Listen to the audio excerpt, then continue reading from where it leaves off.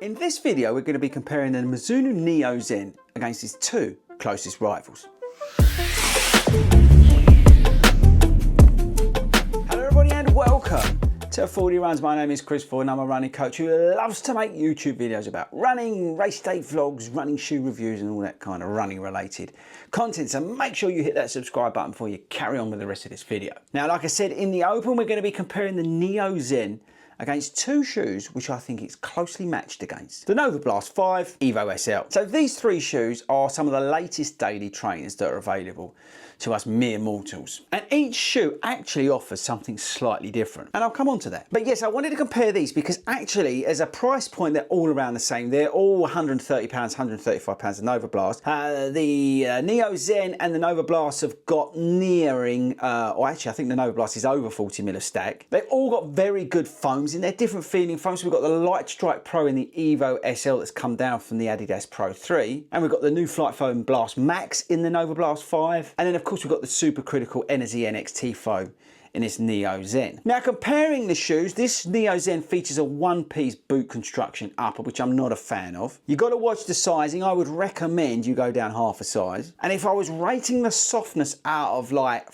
should we say 10? 10 being like really soft, I'd probably put this at like an 8 or a 9. If I was rating the Flight Foam Blast Max in terms of softness, I'd probably go like 7. And the Light Strike Pro, I'd probably go like 6.5. But they are closely matched in terms of softness, but the Neo Zen is definitely the softest. The Novablast and the EVO SL are the most stable out of these shoes. Because of the lack of support in the upper in this shoe, it becomes a little bit unstable. And if you are somebody who mildly pronates or you're a slightly heavier person, I would really avoid this shoe. Now, like the Neo Zen, the Novablast 5 upper does gather. I don't know if you can see that it's coming out in the camera, but this does gather up. I'm not a massive fan of the upper. It's the one thing that lets this shoe down. The upper on the EVO SL is an absolute dream. In terms of outsoles, the outsole on the Neo Zen is very good actually. The Conti rubber on the EVO SL, as you'd expect, is on point, but the ASICS is let down by its outsole. In terms of lockdown, the ASICS Novablast 5 is probably the best out of these. The Neo Zen's got terrible laces on it, and because of this one-piece upper that's not particularly good,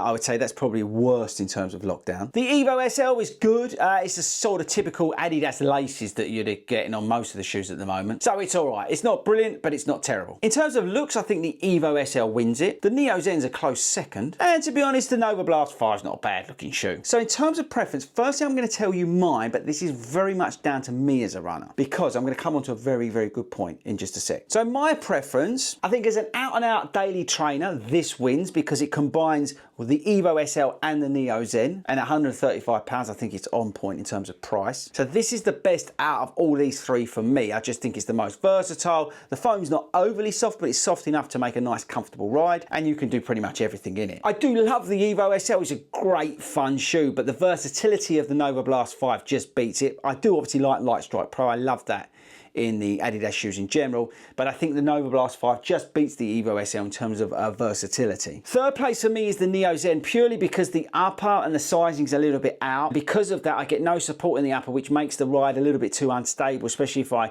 go back towards the hill. And as somebody who mildly pronates, this foam is too soft for me, I would say. I much prefer the Neo Vista. That's the shoe out of the Mizuno lineup that works best for me. And this is the thing, right? What works best for me will not necessarily work best for you. And that's my point about these shoes. Just because they work for me in that order doesn't mean they'll work for you, because we're all very different as runners. So for example, this Neo Zen will work well for somebody, maybe they're slightly lighter, somebody's a little bit more forefoot biased.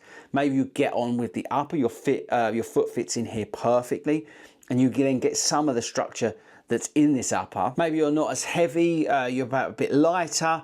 I say that sort of thing will make a big difference to you in this shoe. The Novablast 5 might be a little bit clunky, might be a little bit too firm versus the Neo Zen.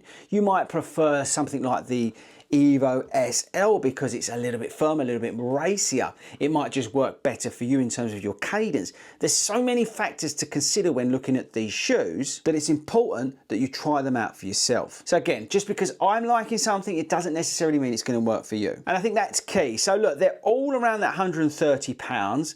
My preference is the Novablast 5 out of these three shoes. Close second is the EVO SL because I just like an up-tempo daily trainer. The Neo Zen just sort of misses the mark for me because the foam's a little bit too soft for my liking and the upper's not particularly good. I much prefer the Neo Vista. But look, all three are very good shoes, so make sure that you dial it in terms of when you go and buy one of these, because there's three options there that I think will work for many different sorts of runners, but one of them in particular will work better for you than versus the others. That make any sense? Hopefully it does. But okay, that's it from me, team. I only want to make a quick video about this. Don't forget to subscribe before you leave me today, and I shall catch you all later.